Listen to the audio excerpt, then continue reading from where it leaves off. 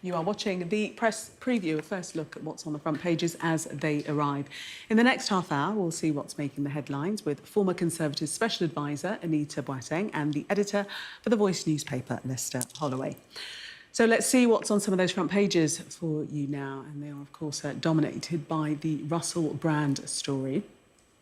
The Sunday Times headline is accused Russell Brand, the sex predator who hid in plain sight. He denies allegations made against him and says past relationships were all consensual. The Mirror also leads on the Russell Brand story. The Sunday Telegraph leads with the allegations against Russell Brand also. It has the headline that the former Prime Minister, Liz Truss, is to criticise Rishi Sunak's £35 billion of overspending since he became Prime Minister. The Express headline says that millions of people are ditching the NHS and opting instead to go private for their healthcare. And a reminder that by scanning the QR code you'll see on screen during the programme, you can check out the front pages of tomorrow's newspapers while you watch us. And we are joined tonight by former Conservative Special Advisor Anita Boateng and the editor for The Voice newspaper, Lester Holloway. Welcome to you both. Let's start with the Sunday Telegraph. The Sunday Express. We're going to start with the front page there.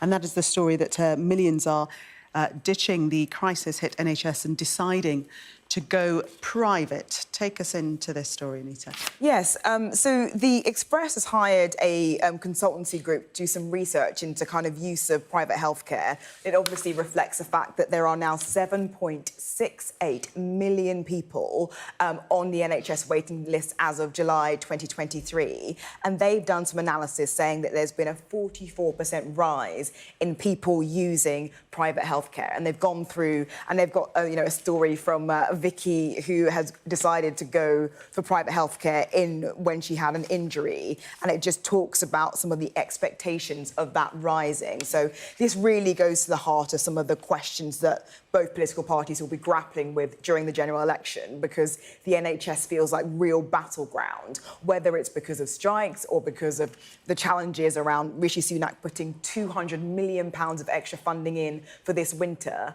Everyone is still braced for it to be quite a rocky period for the NHS. And Lester, it's not an easy choice for people to make. I mean, the subheading there, patients forced to spend life savings to avoid a record wait for treatment. So it's something that people are feeling forced into.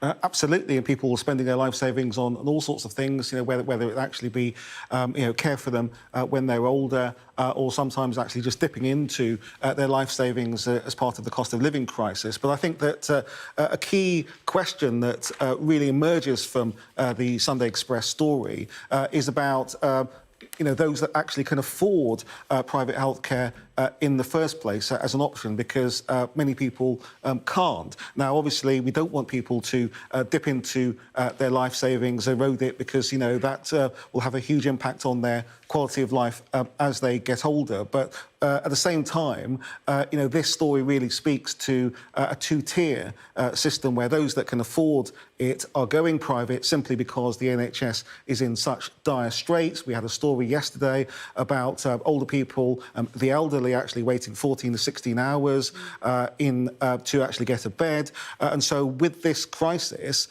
clearly people don't want to wait that length of time and are going private, which is completely unacceptable. The other side of the the issue about private healthcare is that the government, the NHS, are actually commissioning more from private hospitals anyway. So you've got two situations going on. The first one is that people, as this story says, are actually spending their money on private healthcare, and the second is that the government is actually having to rely, to a certain extent, on private healthcare to take up some of the slack, because the NHS simply can't cope after so many years of austerity.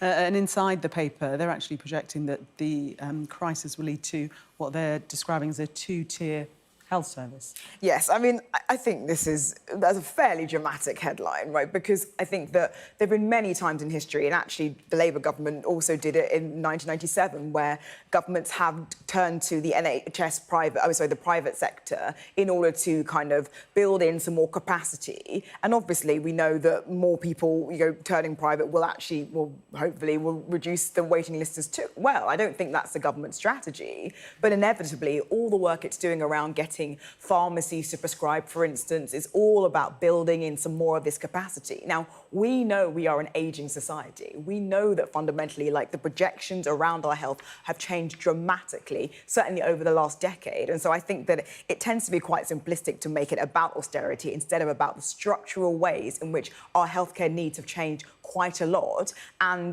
our taxation is high as a result to kind of keep up with that increasing demand. The trouble is that spending on healthcare was actually reduced over recent years as a proportion of GDP. And I think that's actually showing in the service that we see and we experience. But it is, I mean, you're saying that it's not, the focus of the argument shouldn't be about austerity, but it's people that are forced to, as we were saying, use their life savings. It's not an option that they're taking willy-nilly. It's because they're in dire need and they need treatment now. Yeah, but what I'm saying is that the demands on the NHS, if we look at post-COVID, we're looking at 3 million more people, in need. There are absolutely ways in which the NHS, absolutely is struggling, and doctors and nurses are working tremendously hard. But as we grow into an ageing population, as demands on the health service increase and treatments become more expensive, it becomes more and more difficult, even if you maintain or continue to give record-breaking increases in the amount of spending, that you still hit on this challenge around capacity and meeting the emerging needs of the population. Let's take a look at this story in the Sunday Telegraph, and it's about Liz Truss. She's going to be criticising Rishi Sunak's £35 billion of overspending since becoming Prime Minister.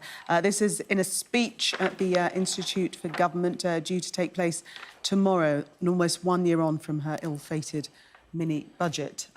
She's handing out advice.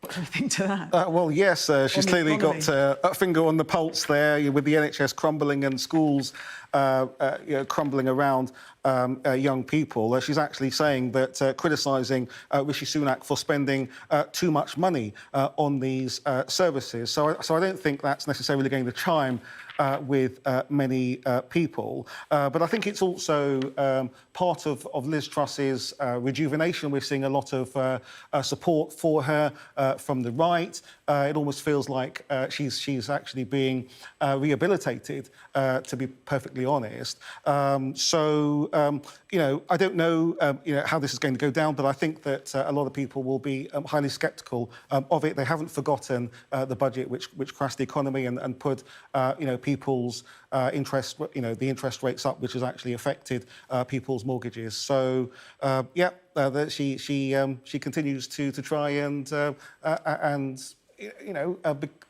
guess kickstart her career. And Anita, she's going to be claiming that spending would have been £35.5 billion lower over 2 years if her plans had been carried through. So still insisting that she didn't do anything wrong and her budget could have worked. Well, there's something curious in this piece, because she definitely talks about how she would have, held the line and effectively would not have allowed a spending review to bring more money into certain particular departments. But she sort of says, well, I would have taken a sort of tough approach. But, she never has to prove that hypothetical, right? She wasn't in government long enough.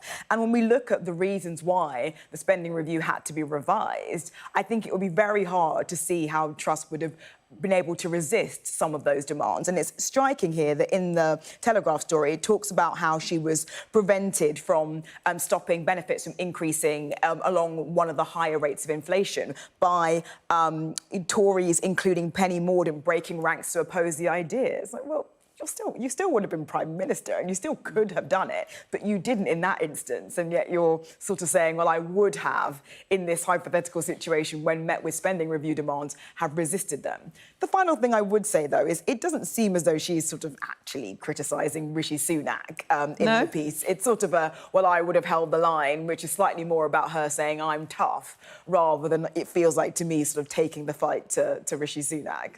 OK, but it says she will suggest Mr Sunak was wrong to grant extra money to public services last autumn. Well, Lester? From what I can read, it doesn't seem like she's quite being that emphatic.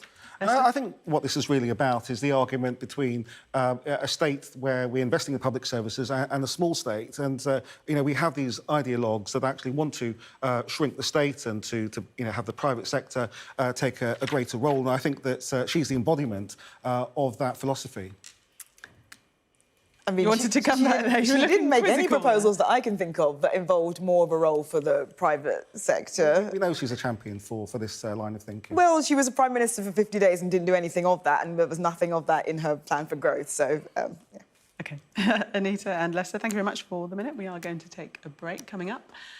This in the Sunday Telegraph. It claims that not a single suspect has been prosecuted in the UK for spying for China. Stay with us for more on that and other stories.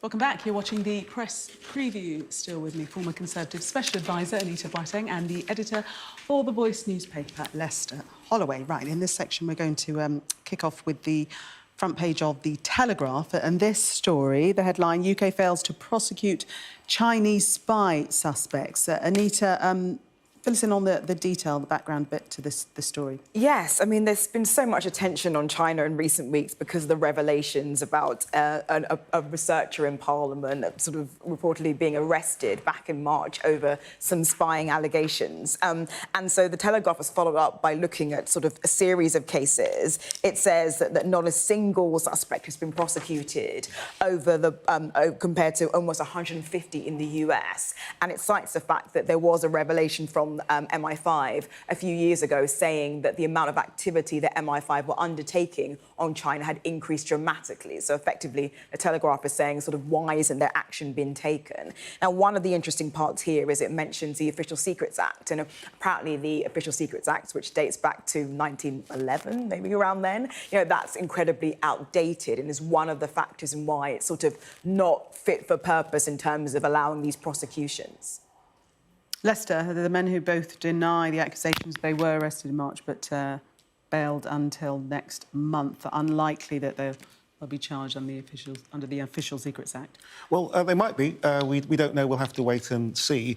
But I think that you know, this story kind of really lands on the back of criticism of the Prime Minister and the Foreign Secretary taking trips to China. And what's really underlining this story really would, you know, I think is the suspicion that Britain is somehow soft on China because it's not prosecuting Chinese spies. Now, we don't know how many Chinese spies there are, but clearly, you know, every major nation spies on every other. And so I think people will be rightly asking the question, you know, why is Britain not finding and prosecuting Chinese spies, especially in the light of the parliamentary story about the parliamentary researcher that is alleged to have been spying for China. Mm-hmm. And there has been some criticism that the government is opening up to China. The visit, James Cleverly, to China has been criticised, and that really isn't the path that we perhaps should be taking.